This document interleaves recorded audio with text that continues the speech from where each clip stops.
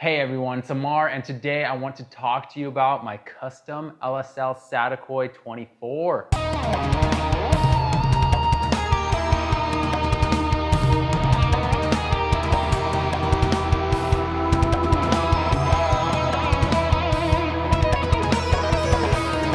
This thing is just insane, and every time I look at it, I'm blown away just like the first time.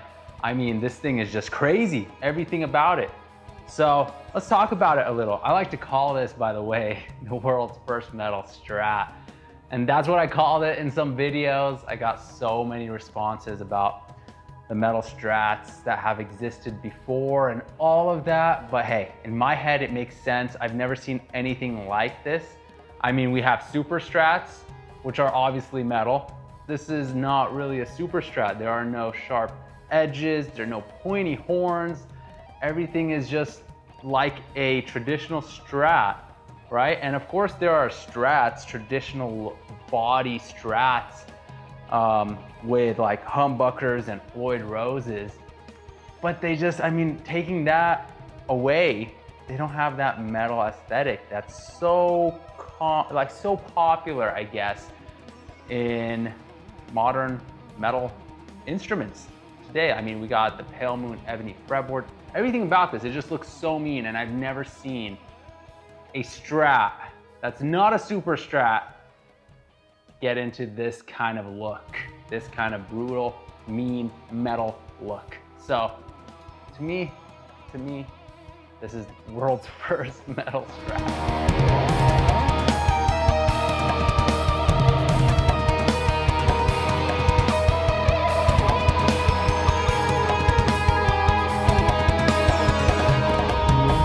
So this was really just about balancing the traditional aspect with lots of these modern features and making it look like both a traditional guitar and a modern metal super strat guitar without actually going into the super strat, you know, sharp edges, the bevels, you know, the modern bevels, the pointier horns.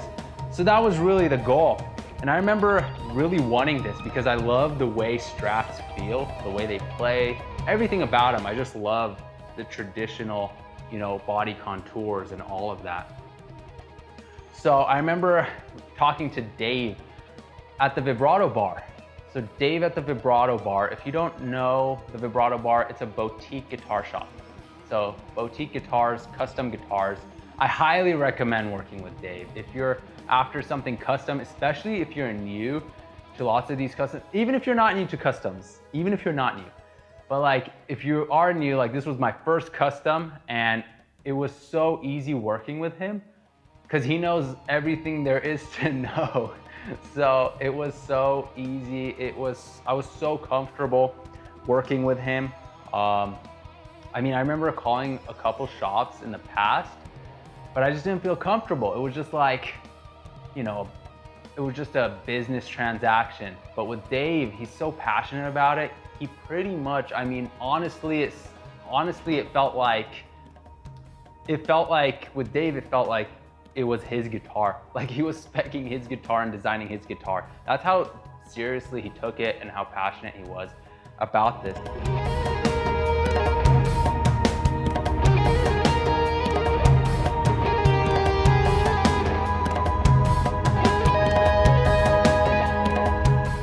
One of the things I have to say that was awesome working with the Vibrato Bar is that he ensured that I would be able to pick every single piece of wood on this guitar.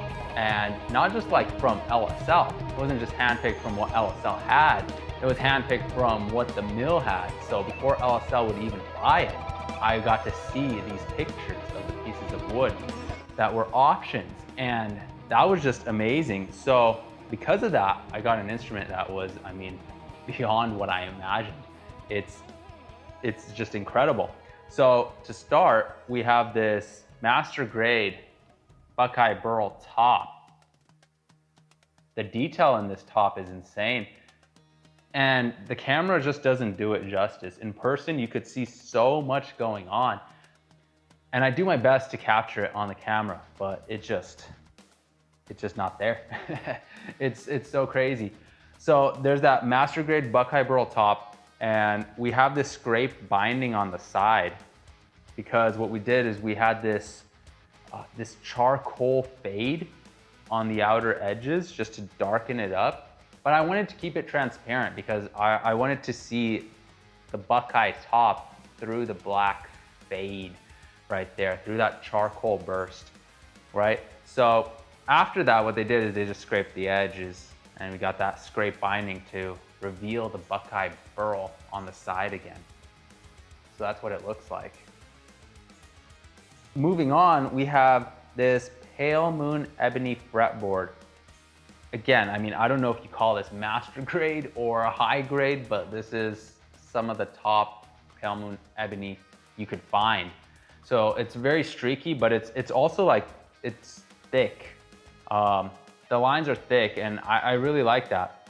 See all that detail. It's not just thin lines like you normally see on Pale Moon Ebony, which is very normal. This is just a very high grade piece. And it's beautiful. It's gorgeous. It is gorgeous. Even on the side, you could see like the crossover because there's no binding. And there's no need to put binding on something this beautiful because you could see it change as you go across the fretboard, across the neck. So that's the Pale Moon Ebony fretboard. That's just amazing. On the back side, we have a Pau Ferro neck. This gorgeous Pau Ferro neck. Again, I was able to select the exact piece of wood I wanted, and I just love how it turned out. I just love this piece that I mean, we found at the mill. And finally, the black limba body. So this is also very high grade, very streaky. You can see a lot of grain, and it's a very, very nice piece of black limba. The black limba is so difficult to capture on camera. In person, you just see lines everywhere from the wood. So it's beautiful. I mean, everything about this is beautiful. The Buckeye burl top was the hardest to find, and I remember it took a while. They were sending multiple, pieces of wood every week or 2 weeks. It took a little while to find this one, but when we found it, we instantly hopped on it because, I mean, this thing is unbelievable. It looks incredible. So anyway, moving on, let's talk about the electronics. So it's just a 3-way toggle switch, nothing too crazy, right? 3-way toggle. And what we have is a set of custom Guitar Marie pickups. So I talked to Michael at Guitar Marie Pickups because I wanted a set that matched the fretboard. So he made me a Pale Moon Ebony cover pickup set, and it wasn't one of the sets on the website because I wasn't really sure what to go with, and I had a sound I really liked. So I pretty much just told Michael what I wanted. I told Michael what I was looking for in my ideal tone, my ideal sound, what it was, and he nailed it on the first try. One of the most important things I mentioned to him was to make sure the coil tap sound is as good as it can possibly be while having pickups that are, great for higher gain, metal, shred, all that stuff. And he nailed it. So the coil tap, let me show you this. It's a push-push knob. So you push it and it, full humbucker, you push it again, it splits it. You don't have to pull. And that's just so much easier in the moment while playing. So that's why I wanted that. But I'll tell you this, the pickups sound insanely good. They have everything I could ever ask for in a set of pickups. I didn't even know it was gonna be possible because I think a lot of us, when we're talking about the tones we want, we contradict ourselves. We say things like we want something that's warm but not muddy, and then it's up to the other person to kind of understand what we're talking about. Like, I want this articulation, but I want it so rounded without the trebles, without the aggressive highs. And I still want it, I want it muddy, not muddy, I want it warm, but I still want it tight on rhythms and lower down-tuned riffs, all that stuff. But anyway, I'm just so impressed that he got it on the first try. So although these pickups are hot, they're still quiet. They don't have that noise you get on some other pickups out there, not to name any brands or models. So that's really nice. I almost feel like I'm playing actives because of how smooth, first of all, the tone is, the overdrive is, and how touch sensitive the pickups are. They're just so well done. And the other thing that's so amazing is these pickups are very high output, right? They're pretty hot, but when you roll down the volume, they clean up so well. You wouldn't even imagine that these pickups are metal pickups. They clean up insanely well. And that's one of the most impressive things for me about these pickups. So I love everything about these pickups. I could talk about them forever, but to move on, I gotta talk about this bridge. So the bridge is a Vega trem. The Vega trem was probably one of the most important things in this build for me. It just had to have a Vega trem. I did not want a Floyd Rose. I did not want a traditional Strat trem. There was a hip shot option at LSL. I also didn't want it because it looked too modern, right? It looked too modern. It would just take it into super Strat territory, and I didn't want to go that far into it. So I really wanted something that looked traditional, but had the modern functionality. So with the Vega trem, I can pull up or go down. It all works. It's just an incredible bridge. It has that, it's very modern. It's very modern in the functionality, but when you look at it, you don't see anything crazy. You don't see anything that stands out like you would if this had a Floyd Rose. So also this bridge was actually a bit of an issue at one point. So LSL doesn't normally do these, does not do Vega trem bridges on their builds. They have two options. It's either their, I believe it's a Wilkinson, just a very traditional looking trem, and then they have the hip shot. And I didn't want either because the traditional one just doesn't function like a modern trem.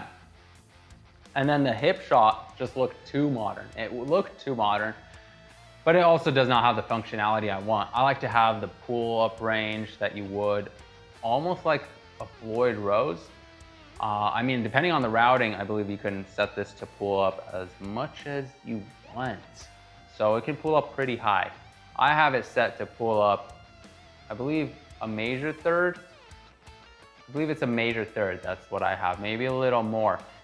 So you could pull up on a Vega trem and you can go down. But anyway, so they didn't originally do this kind of thing, but Dave, again, at the Vibrato Bar made it happen. He talked to LSL. I mean, he did all the talking. So he convinced them to do it for me, and there was a little bit of trouble, but they made it work. So they put on this Vega trem, and honestly, I cannot see this guitar without the Vega trem. It just had to be there for me. It had to be there. So I really appreciate both LSL Instruments and Dave for making it happen. So moving on, there are a couple things I want to mention about this guitar that I just have to mention. First of all, the fretwork is insane. The fretwork is the best I've ever played. I mean, seriously, I could have this action floored. It gets so low without any issues because the fretwork is so nice. This is the best fretwork I've ever played on any guitar. I mean, I was so impressed when I started setting this up to just the way I like to set up my guitars, but just because it was so smooth, I decided to just keep going lower and lower and lower, and it just kept getting lower and lower and lower. I mean, it's unbelievable. You wouldn't believe how close this action is to the fretboard. Maybe if you're gonna be going around, it's not the best to put the action so low, just because the temperature changes, truss rod changes, if you're going from place to place. But I just love to put the action as low as possible, and this isn't going anywhere anytime soon. So I'm keeping it like this. Something else I really love about this guitar is the forearm cutout. So the forearm cutout is so deep. I mean, check it out. This is the forearm cutout. It gets so deep, and so does the belly cut. It's so deep. I love that because the guitar can sit closer to me, and that's very important to me. And also, my forearm just feels so comfortable. My shoulder doesn't hurt. It's so comfortable like this. It's honestly insane. It's one of the best, I think I've said insane so many times now, but it's one of the best forearm cutouts I've ever played on any guitar, I've ever had on any guitar. I want to compare it to the JP. And what's crazy is that LSL actually bends this wood to go back like this. They bend the piece of wood, which isn't easy, just so that you can have the full top rather than a different piece of wood under here.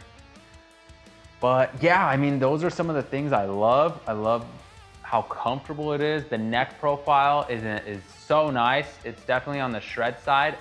It's not too thin. I don't like too thin usually, just because my hands, I feel like I have a little bit of bigger hands.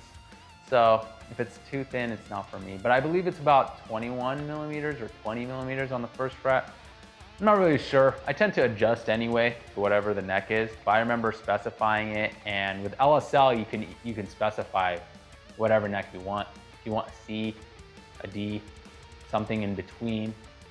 If you're local, you can even go down there and they'll shape it for you on the spot right there. Just going back and forth between you feeling it out, seeing how you like it, and then shaping it more and more to your liking. So that's one of the most amazing things. So it's time to just wrap this up. I mean, honestly, this is the most amazing guitar I have ever seen or played. Everything about it is just perfect. Every single thing, every detail, I mean, the attention to detail is insane. Yeah, everything about this is incredible, incredible.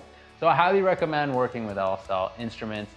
If you want a boutique strat, boutique telly, they have super strats as well. So you can get into that super strat territory.